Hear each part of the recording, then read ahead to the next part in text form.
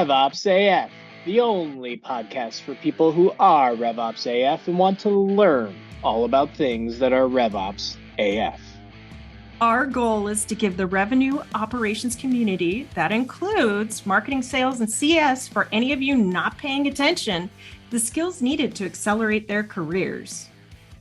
Welcome to RevOpsAF, the podcast. I'm your host, Camela Thompson, actually co-host, and today I'm joined by Gabe Rothman. Gabe, tell us a little bit about yourself and your experience in the operations world.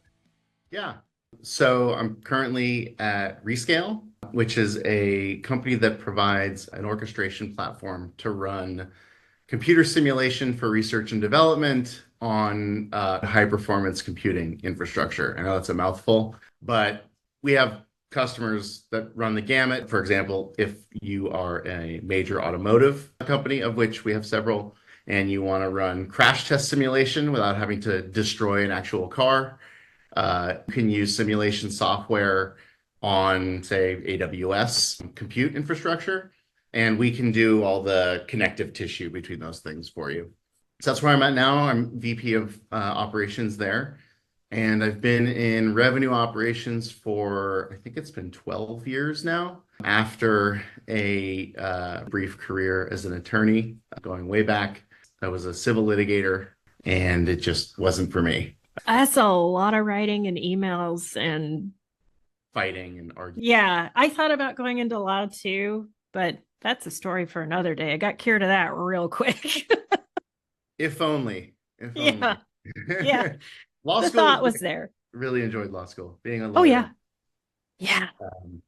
So I made a career switch after about 4.5 years and landed at, for those of us, I bet a lot of us are familiar with them, with Blue Wolf, which is now owned by IBM. And they were nice enough to give me a chance to prove myself, even though I didn't know anything about RevOps or Salesforce or anything. So yeah, it was great, and it just worked for me. And then from there, it evolved into working in startups. I had a client company called OpenDNS, and their director of sales operations left to take a job at PagerDuty, and he was my point of contact, recruited me to join him there, and just went from there. So I've worked at a PagerDuty, mobile device security company called Lookout, a now very sadly and unfortunately no longer existing company called Mesosphere, which was rebranded as D2IQ several years ago, and then ultimately acquired, what's the term I'm looking for? Intellectual property acquisition. An acquihire by Nutanix, I think. Right. Okay. And then now I'm at Rescale. That's awesome. And you've made it because you taught a class at RevOpsAF, the conference. You made it for a lot of other reasons, but we do appreciate the class. That is the definitive characteristic of someone who's made it in RevOps, I think. Yeah. And now we know you're RevOpsAF because you're also on the podcast. I'm all in. I'm all in. Well, we are here to talk about what's broken about outbound prospecting. And I am super excited to talk about this because I think we all have a lot of feelings being on the buying end and also a lot of confusion being on the go-to-market team. So why don't you kick us off? So yeah, it's a topic I've been thinking about a lot for a number of reasons lately, not the least of which is the prospecting outreach I get in various channels, LinkedIn, phone calls, emails, text messages, and then also obviously being a VP of RevOps, owning a lot of the internal tooling that we use to do that annoying stuff, and having some thoughts about implementation and management of those tools and whether or not we even need them. So yeah, I think the biggest thing is, at least the thing that's the most top of mind for me, came out of a conversation I had recently with a couple of founders who I occasionally advise and talk to about their product. And they were asking me my thoughts on some ideas they had around improving the outbound prospecting stack, right? So improving functionality in tools like Outreach and SalesLoft, or on the data side with, the Zoom Infos of the world, that whole ecosystem. And they were asking me a bunch of questions about improving the delivery mechanisms, right? The actual like the orchestration piece, and whether or not I thought there would be efficiencies that they could gain there. And my answer was sort of, well, yes, I think you could get more efficient there, but I don't know what that does for you in terms of success down funnel. I don't know if that does anything for you in actually getting more people to engage with your sequences and more specifically with your sales development team, right? Which is ultimately who's primarily using those tools or inside sales. And admittedly, I don't have an answer to this. I think I know, I have a hypothesis about where the like lowest hanging fruit would be if there were solutions there. And that is on, I think what I told them is like, I refer to it as like the attention side. Sending more stuff more efficiently or having better crafted email subject lines or cooler videos embedded, all of that stuff is irrelevant if they don't actually look at it, right? If they just ignore it. I think when we talked last time, Camela, when we were preparing for this, I mentioned I use Superhuman for email. I have a Superhuman split in my inbox that literally takes anything that hits me with an unsubscribe or a preferences management thing, anything like that in the email, it goes straight into inbox that I look at once in a blue moon. So to me, finding a way to get people's attention is where the next generation of this tooling is going to make the most hay. And like I said, I don't know the answer to that. If I did, I would have started that company already. But that's kind of how I think about it. I don't know if you have any thoughts on that aspect of it. Yeah, and I'm thinking we break down the problem just a little bit more. So you touched on just the sheer volume of it that's out there, how hard it is to get people's attention. And that applies LinkedIn, email, doesn't really matter where. We're just constantly inundated. I think the other problem with these tools that people don't talk about enough is that if you're using your company's domain to send all these emails from, you are potentially damaging your deliverability across the entire business. Yep. And I think I've seen a lot of comments in the RevOps Co-op community about, oh my gosh, my CEO's stuff is getting stuck in spam. What do I do? Well, it's already too late. Yep. It's just really, really critical that if you allow any team, and marketers are forced to adhere to a lot of policies because the tools enforce, but the sales outreach tools, sales prospecting tools, they don't really enforce that right now.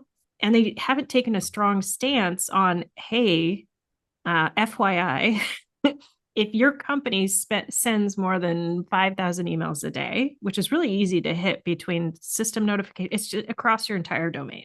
Mm-hmm. So it's not just one human. If you send more than that and you get flagged if you do more than a 0.1 spam rate, mm-hmm. but you get shut down if you violate the 0.3 spam rate. And that's 3 emails in every 1,000. So it's not that much. It's not hard to do. Yeah. It's not hard to do. I think the one thing we haven't touched on yet, though, is the philosophy behind this doesn't work for me as much and I'm coming from marketing, so I'm going to be biased, but hiring the least experienced person to immediately come in and start blasting, maybe it's the right account, but is it the right messaging and is it with the right personas? Either way, you're going to burn equity. Is just so nonsensical to me. And I don't know what the solution is to that either, because sellers have plenty to do. Yeah. Yeah, this is a hard one to solve. Yeah. So you mentioned different ways of getting attention. Have you seen anything that does work to get your attention? Like me personally? Yeah. Let's start there and then we can go broader.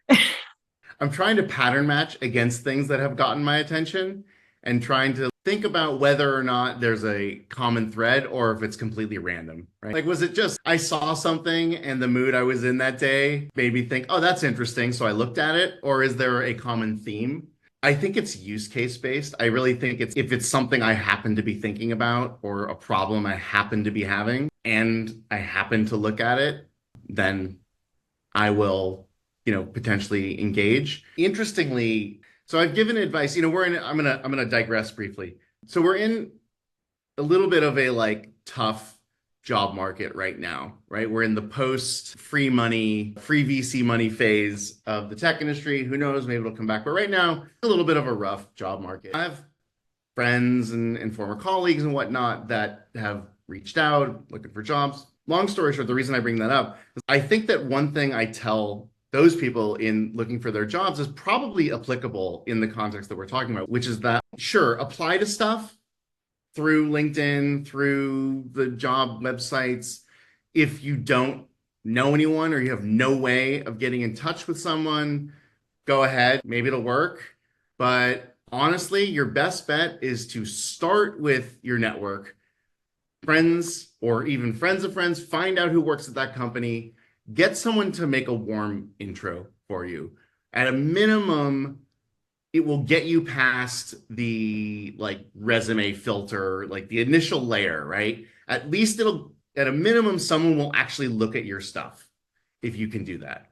I would say that actually the tools that I have evaluated over the last 6 months that I've actually engaged with and actually developed interest in almost entirely consist of companies that were introduced to me through somebody in my network, somebody who's already using them, someone who I know who's an investor, who said, hey, this is really cool. Is this interesting? Will you take a look?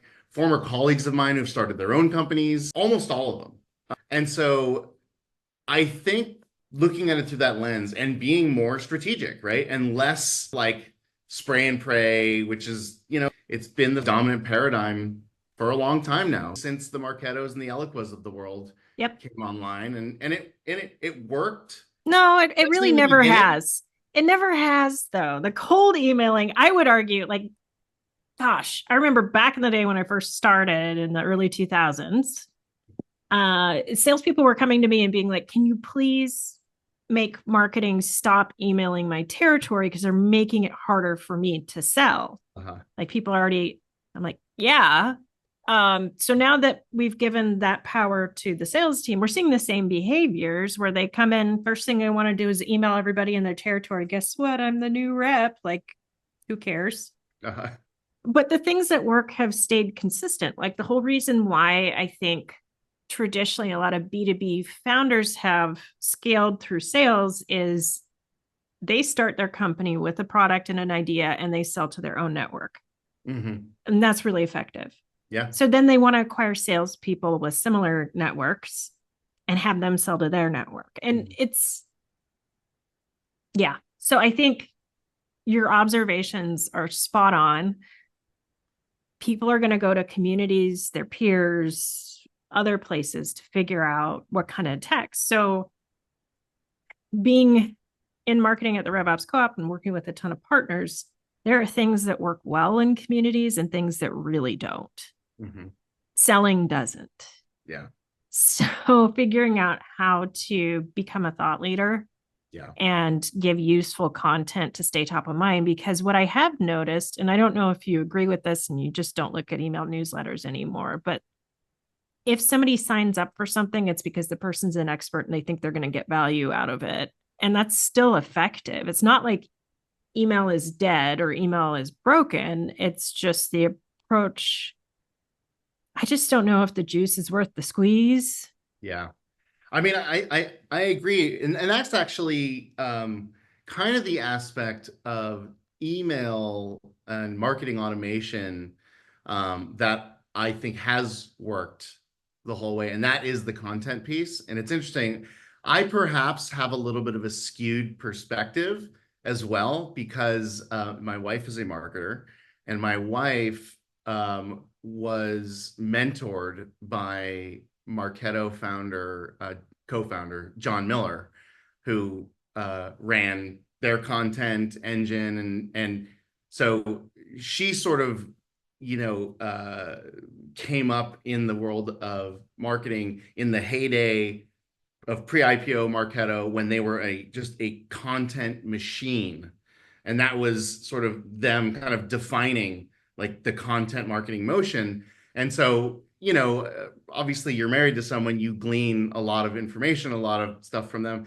We're in, tangentially related jobs. We talk shop with one another. So my perception has always been that like it should be content dominant, content led thought leadership, because you're absolutely right. Like those are the things that make people listen to you if you're telling them something interesting or have a take on something that they're already thinking about.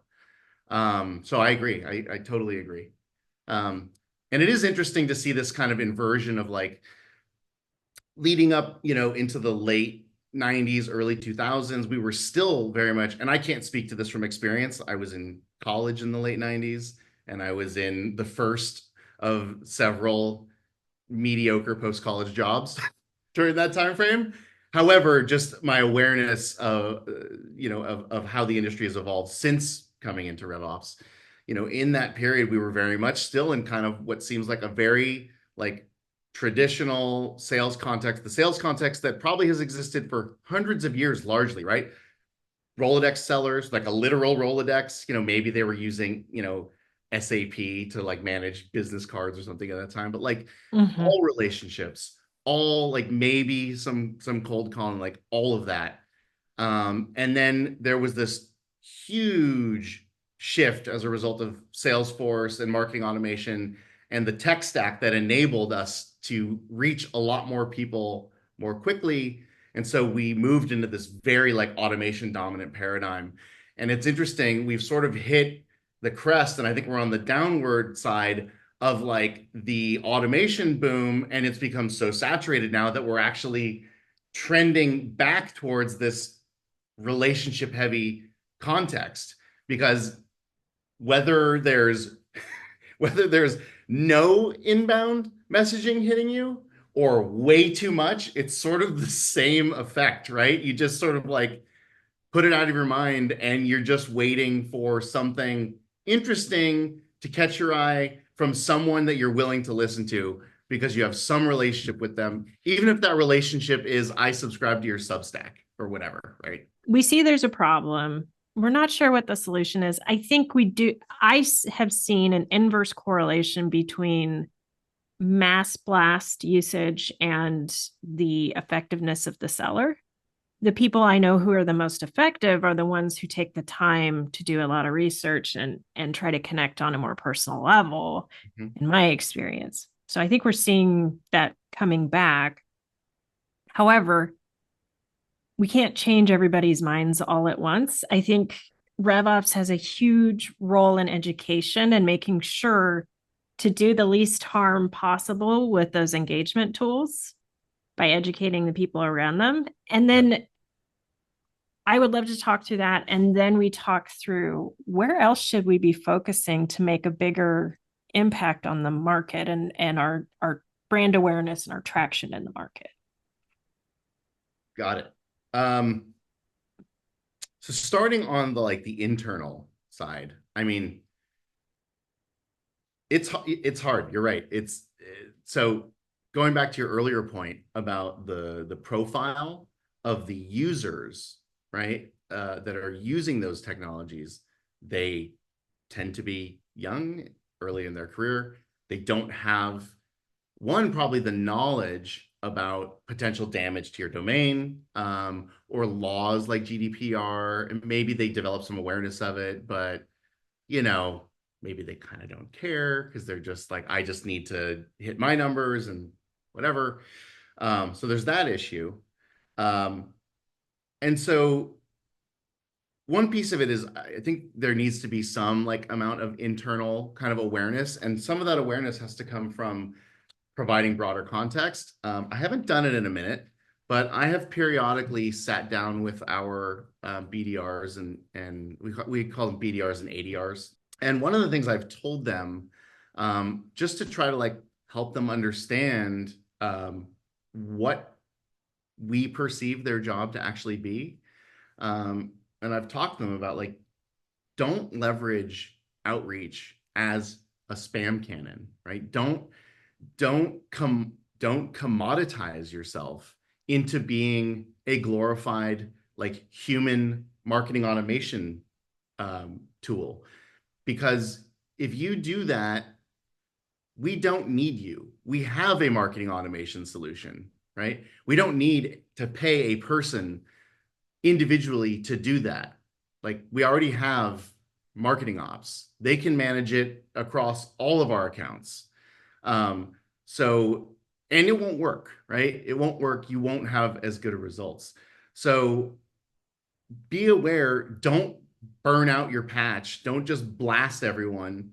And again, commoditize yourself into being a human marketing automation tool. So that has typically had some amount of impact and reduced the amount of like outbound, and caused them to be a little more careful, do a little more research on the front end about who they're actually going to try to email at prospects. I think it's a little bit of a Sisyphean task. If you're not reinforcing it all the time, and, old habits die hard, people get desperate, they just start, going back to the well. So that's one piece of it. One of the things that like occurs to me too is, and it depends on how teams are structured. Like a Rescale marketing ops is within RevOps, but I think it makes sense. I've seen it structured multiple different ways, but I think it makes sense to have those tools roll up into marketing ops specifically, even if marketing ops is under RevOps, just because marketing ops is focused on that as like a primary mission. And so their awareness is going to be like keenly attuned to any problems, and they can exercise like a management oversight layer on that tooling. I think what sometimes people find odd about that structure is in organizations where marketing ops rolls up to marketing and the SDR team rolls up to sales.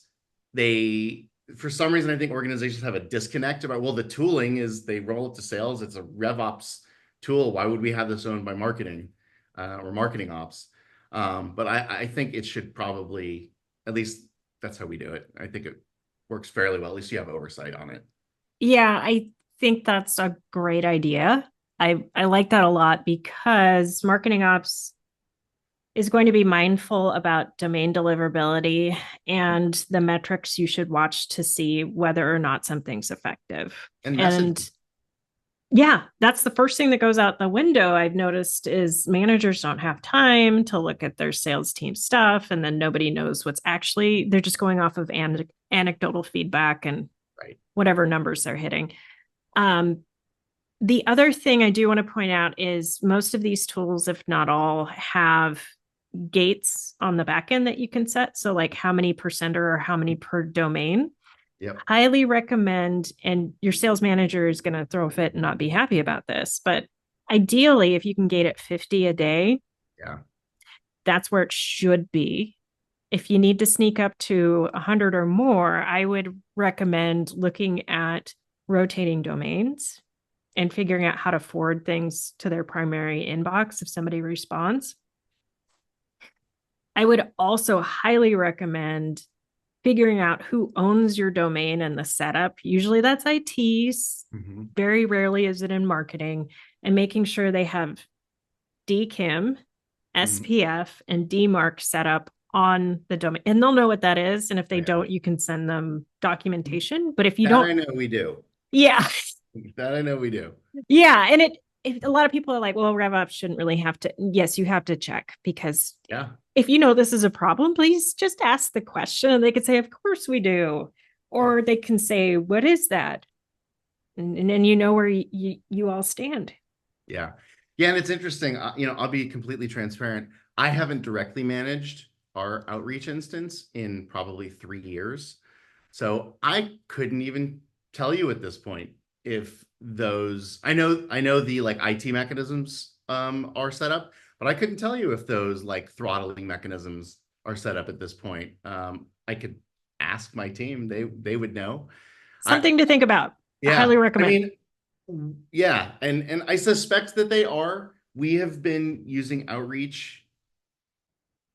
It predates my time at Rescale. I've been at Rescale for 5.5 years, so at least 6 years, and so far so good. Our domain is still fine, but that is interesting. I will follow up on that. Yeah. And it may be because you do have limits in place, Yeah, because I've been at companies that have used the same tool and the CEO's emails were all ending up in spam because we had a very overzealous, it's same story, very early on in their career, first time in sales, have something to prove, want to yeah, make sure they come out of the gate fire. And the mentality comes from management and enablement too. The more at bats or the more right, pitches you get, the more swings you get in, the more hits you get in. I would encourage people to really challenge that and start thinking about, okay, but what about learning what works right, as a message and a use case and a persona? And then why don't we try to scale that right, instead of right. just volume? And also, in particular, being thoughtful about your addressable market, Mm-hmm. right? Like, sure, there are some companies whose addressable market is like the whole world.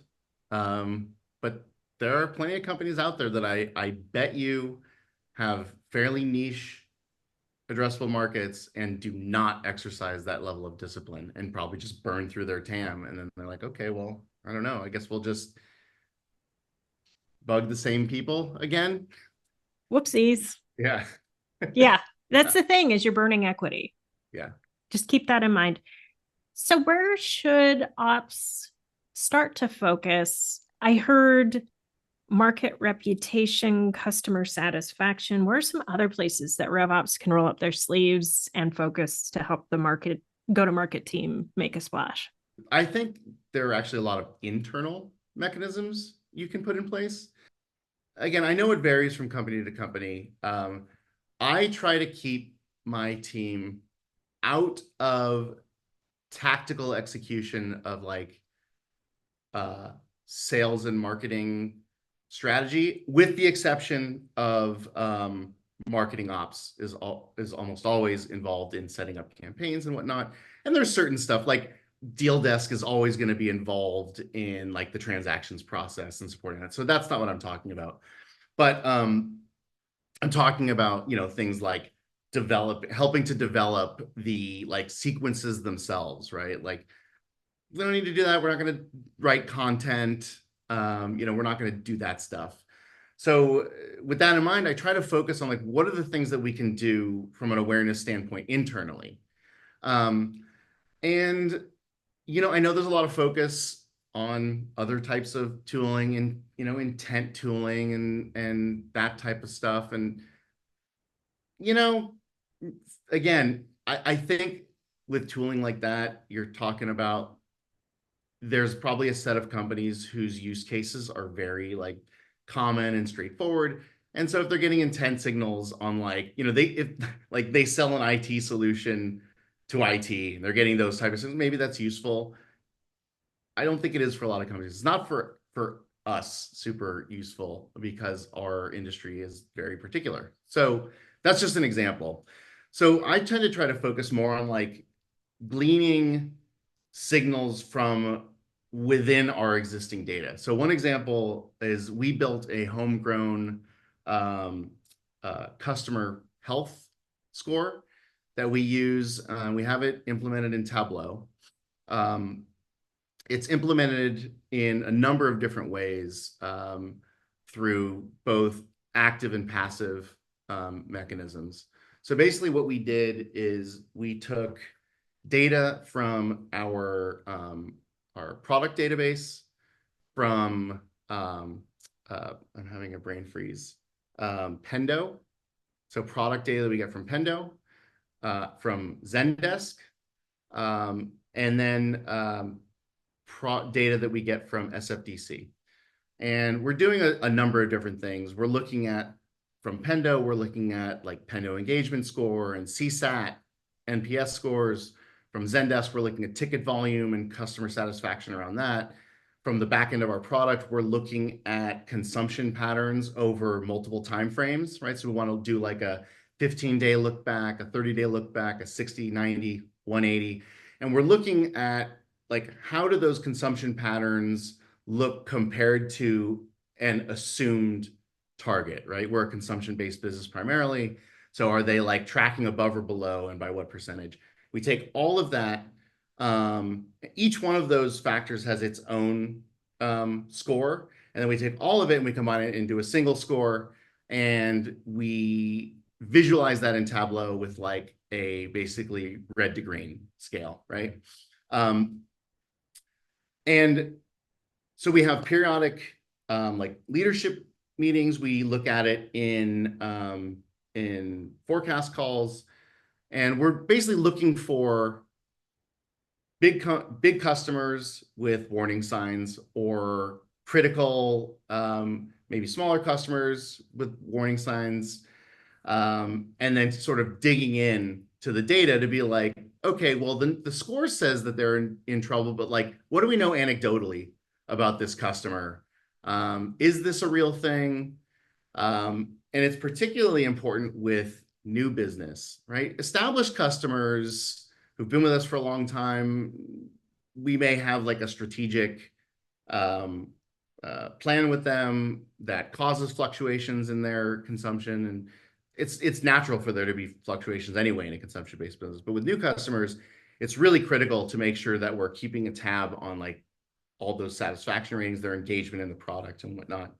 And so in addition to those sort of like active mechanisms of like reviewing it in meetings and having dashboards that people can go into, we also set up an integration with Slack through Tableau. It's a out-of-the-box integration. We send alerts around what we're calling like moments of insight. So we send it to a Slack channel that basically says like, hey, over the last week, these are the top 5 accounts in terms of core hour growth. These are the top 5, the bottom 5 in terms of core hour contraction, or stuff like that, just to get stuff on people's radar. Like, oh, did you know that this customer's consumption has spiked by 200% over the last month? Maybe you should reach out. Maybe there is like an expansion opportunity here. They've increased their user count by 2x. Like, why are they doing that? So all of that stuff are ways that we're trying to like help the sellers stay focused on their core mission while getting inputs fed to them about potential opportunities within their accounts. So that's one example of, I think, a way that RevOps can help drive sort of that external tactical execution from an internal sort of like focus. I'm so glad you went there, and I was really hoping you would. Selfishly. So I think what I'm hearing is RevOps should be worried about the impact cold prospecting is having on your total addressable market, particularly if you use Gmail as an email service provider, just so you know. Microsoft, you have a little more wiggle room. But I really like that you went to customer health, because we're hearing that customers beget customers, people talk to each other, they make recommendations. I really like that you went 100%, there. 100%. And it's interesting you say that. There are considerations that we have. In fact, we did an evaluation at the end of last quarter to take a look at leakage in our customer base. We have very strong net dollar retention numbers at Rescale, which sometimes can hide contraction or churn because we have really strong growth in our big customers. And so we did an evaluation. We just wanted to see, like, every company has some amount of churn and contraction. It's natural. We wanted to know what the scope of the problem was. One of the things that we looked at was this smaller cohort of like customers that start small, they buy small. What does their behavior look like? Very transactional. And they're kind of what you'd expect, right? They tend to be transient. They come. Some of them stay for a while. A lot of them come, they go. They're project based. They don't ever buy a ton. But there are two things that are notable in that cohort. One is that there is a very notable cohort, I guess sub cohort within that group, that eventually explodes and becomes a six-figure or even a seven-figure customer. And so one thing we had to look at was, okay, if we were to shift our focus away entirely from this segment, what would happen with those customers that end up becoming these big monster customers? And additionally, would that shift of focus away from that to a focus on like larger customers actually yield results in that larger cohort?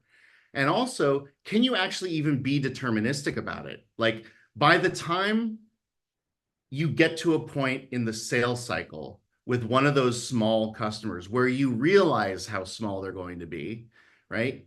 You've put in a lot of work. You've done a bunch of prospecting.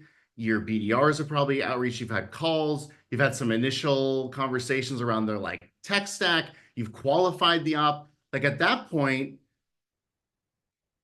does it even make sense to waste all of that? And again, the other thing is you can't predict what they're, not in a deterministic way at all, what their future consumption is going to look like. You cannot predict which of that cohort is going to be one of those big exploding customers. And then the other thing is that we also do a lot of business with like universities and so students a lot of times.